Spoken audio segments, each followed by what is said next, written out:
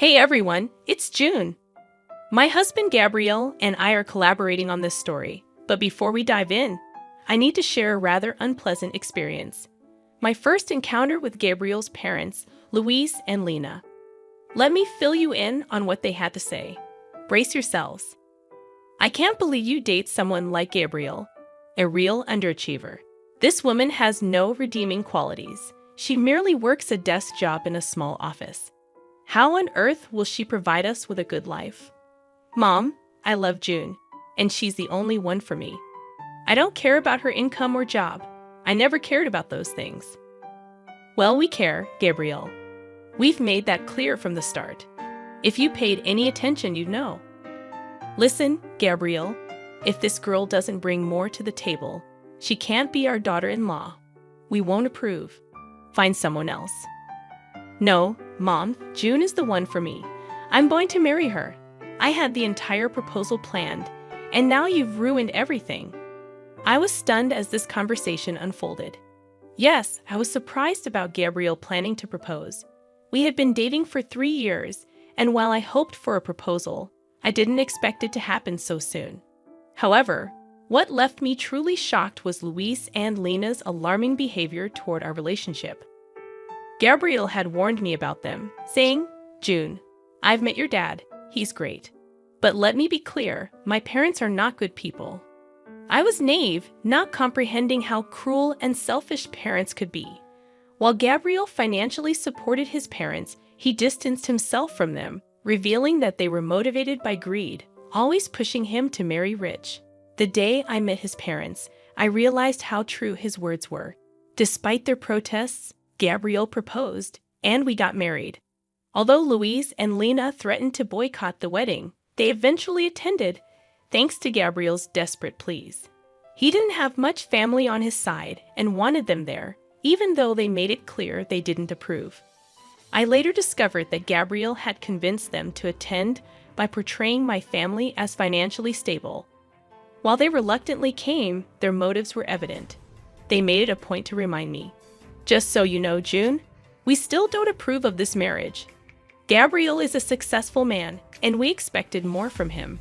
He really disappointed us by not marrying rich. We wouldn't have come if we thought you had nothing. Thank God your father at least has something to his name.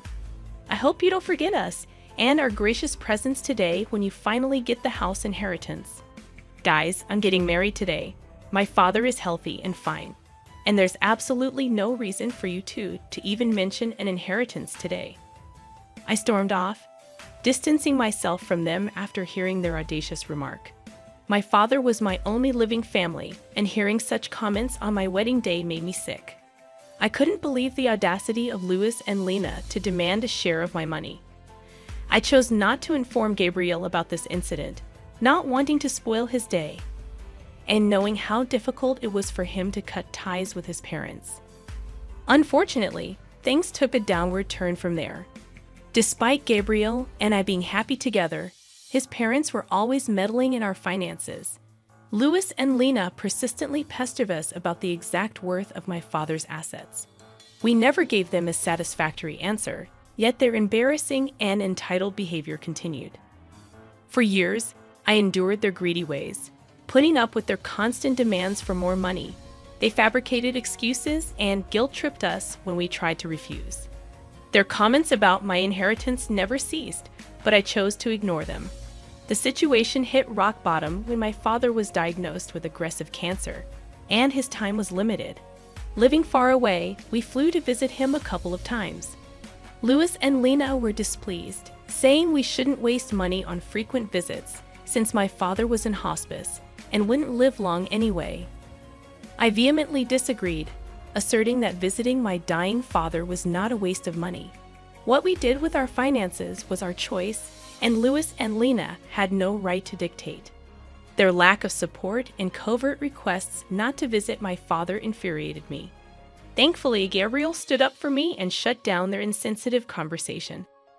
From that day onwards, I was determined to teach them a lesson once I was in a better place. I vowed to show them their place. My father passed away around 3 months after his diagnosis, and I was devastated. I really didn't want to lose him that fast. Witnessing his declining health, I knew it was time. Despite the difficulty, Gabriel was my rock throughout the entire time. He held my hand while I flew to my father's town to arrange his funeral. Louis and Lena were only blowing up my phone, demanding to know about my inheritance and how much I planned to spend on the funeral. I was disgusted with those messages, and so was Gabriel. However, we didn't do anything at the time, both agreeing that they would be served their just desserts after we returned home from the funeral. As predicted, Louis and Lena showed up as soon as Gabriel and I returned home. After entering the house, they started to hound us with questions. So the funeral is finally over. God, I've been dying to know what you got in the inheritance. Your father must have left you the house. What are you even talking about, Lena? How does my inheritance concern you in any way? I just came back from my father's funeral. And this is what you ask. Oh, please, June, don't be such a spoiled sport. Ever since Gabriel married you, we've been wondering why he did it. I mean, you don't have a great job, and neither are you beautiful. What did he ever see in you? Me and Louis guessed that it must be because of money. Mom, what is wrong with you? How can you even insult me and my wife like that? We married each other for love. I have told you this countless times. At least have the decency not to bring it up today. Gabriel, there's no reason to be so dramatic. We're simply asking her a question. Your wife can just answer us and satisfy our curiosity. We don't mind if you marry June for money. In fact, we would be happy to know that you've bagged the great prize. You are truly horrible parents to accuse your own son of being a gold digger. You two are insane. I wonder how a great man like Gabriel was born to such disgusting people. Enough with the small talk, June. Tell us what you got in your inheritance. This is the day I was waiting for. Your father must have left you something. Gabriel told me that he lived in a big house. You could just tell now and buy us a house instead. We will make great use of the money. Besides, we are your parents now. Hearing this made my blood boil, and I seethed with rage while Gabriel looked at his parents in disbelief. Even he couldn't comprehend the fact that his parents could be so greedy and selfish. My father wasn't even dead for a month, and they were already planning to spend my inheritance on themselves. Hell, they even started to call themselves my new parents. At that point, I knew I had to do something. For years, I had put up with them for Gabriel's sake. But today was the day for a change. I wanted to show Gabriel just how bad his parents were, I said. Actually, my dad didn't have the house in his name when he died. I'm sorry to tell you that he did own that house for a long time, but he had to let it go for reasons. What? So you're telling us that your father didn't even own his house anymore? No, like I said, he owned it a long time ago. He had to let go of the house very recently. So no, I did not get the house or any inheritance, as they say. Oh my God, so your father was a poor man after all. I knew you were too cheap to be wealthy. Your father couldn't even keep his house till the end. That poor man died with no house under his name. Leave our son, as you're good for nothing. Mom, our marriage isn't over just because she didn't get an inheritance. You can't just ask her to leave me because of a stupid reason like that. Don't speak over us, Gabriel. We won't allow you to continue this marriage anymore. You have disappointed us by marrying into a poor family. You didn't once think about how you could keep your parents happy. I'm ashamed to have a son like you. June, I'm sure you must have trapped my son into marrying you. People like you can use cheap tricks to lure men. Your final plan was to cut us off and enjoy my son's money alone. Well, guess what, June? I won't let that happen. Louis and Lena started to harass Gabriel to give me a divorce and leave. They told him that he should marry a rich girl so that my in-laws could live the life of luxury they always wanted. Gabriel was getting upset and started to break down. I knew that I had to take the opportunity to help him make a decision. Gabriel, are you going to let your parents do this to us? I have put up with their gold-digging ways for a long time now. I didn't open my mouth because you felt guilty cutting them off. Are you still going to continue to keep them in our life? I don't think we can come back from this. June, I've had enough as well. Mom, Dad, Today you have shown me just how bad you are. For years, you have used me to fulfill your dreams. I won't tolerate this anymore. Don't be stupid, Gabriel. This girl would influence you and take you away from your family. We are doing this for your own good as well. We didn't spend money on you so that you can go do charity for someone else. You need to divorce your wife and start afresh. There is still time for you to get a rich wife. We will help you. This time you have made too many mistakes on your own. No, I won't leave my wife because she didn't get an inheritance. I'm done being a puppet in your hands. I will stay with June. You two won't be allowed in my life anymore. What will you do by keeping June in your life? This is not what we ever wanted. She's totally unworthy of you. If you stay in this marriage, we don't want anything to do with you anymore. We won't help you when she robs you and leaves you destitute. Seeing Lena and Louis's horrible behavior, I finally decided to reveal the truth to them. I knew that telling them about my true net worth would make them beg and plead at my feet.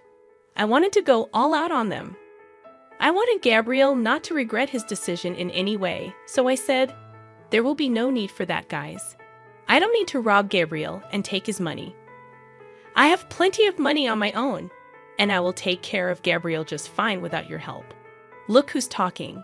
You don't have to lie to us to make yourself look better, June. We know the truth. Yes, the truth is that you are the daughter of a poor man, and you don't work a good enough job to make lots of money. In a few months, you will go after Gabriel's money once you are destitute.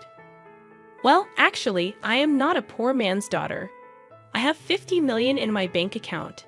No, I didn't earn it from my job. Rather, I got it from my father. That is impossible. Your father didn't have anything in his name. You said that yourself. Don't try to fool us, June.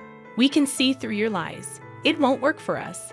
We will make sure you divorce our son and leave him to us. I smiled at them and then looked at Gabriel. He was still looking very upset, but gave me the signal to go ahead. He knew me inside out, and so he knew what was coming. I opened my bank account and showed them my bank balance. Louis and Lena took one look at it, and their eyebrows shot up to the sky. They looked at each other and said, "No, no, no, this is impossible. You must have fabricated these bank statements. You said you didn't get an inheritance. How? You even said that your father didn't own his house till the end. Where did this money come from?"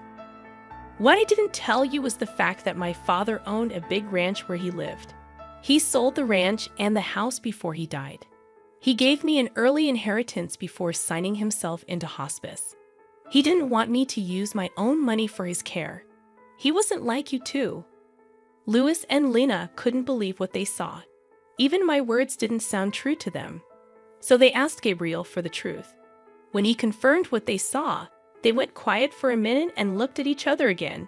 Then suddenly, they changed their tune completely and said, "Oh, this is such great news. Here I was thinking that my son made a huge mistake. You should have told us sooner about your money." "Yeah, we got riled up for nothing. Your father did well for yourself, June. I'm sure you'll make good use of that money. Now, like I said, we're like your own parents. Since this issue has been solved, there's no need for you to leave, Gabriel. You should have said something to us. We doubted your capabilities for nothing. You did marry well, son. I'm so happy today." With the expression Gabriel was making, I knew that my work was done. He would take care of the rest, so I held back my cuss words and let him do the talking. I trusted my husband to make the right choices, and he didn't disappoint me. Gabriel was fuming and started to scream at his parents. He said, "You still have the audacity to stand here and keep talking to us? Hell, how do you still expect June to pay for your comfort? You were hounding us to get divorced, and now you suddenly claim that she's family. How could you do this? We didn't know her net worth back then, Gabriel. She hid the truth from us. How are we supposed to know that she's actually rich? Yeah, June, we'd apologize for assuming the worst. You did surprise us. Anyway, now that you have an apology, can we move past this already?"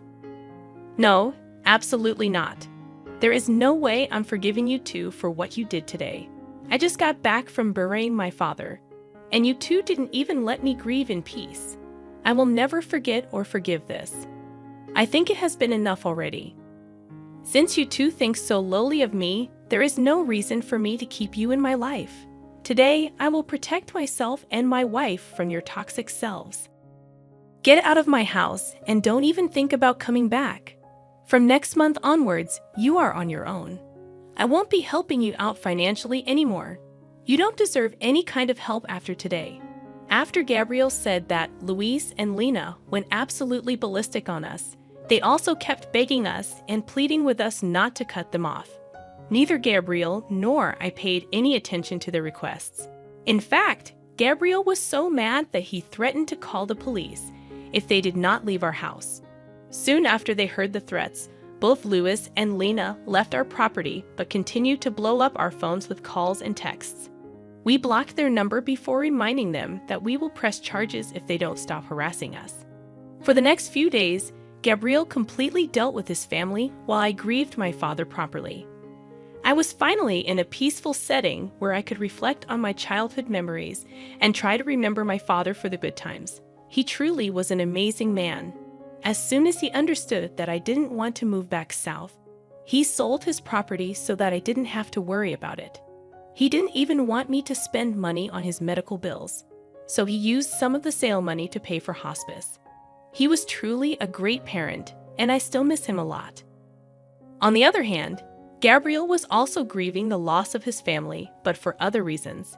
Yes, he was finally free from his toxic family, but some people were guilting him about abandoning them. Those people did stop hounding him when Gabriel told them the full story. Now, everyone who knows Luis and Lena is disgusted with them. The duo still tried to contact us even after we blocked their numbers and changed our locks. We are contemplating taking out restraining orders if they don't stop soon. Meanwhile, I have recently found out that I am pregnant. I'm sad that my father couldn't be a part of my child's life, but me and Gabriel are really enjoying this surprise and preparing ourselves to have a little bundle of joy in our arms soon.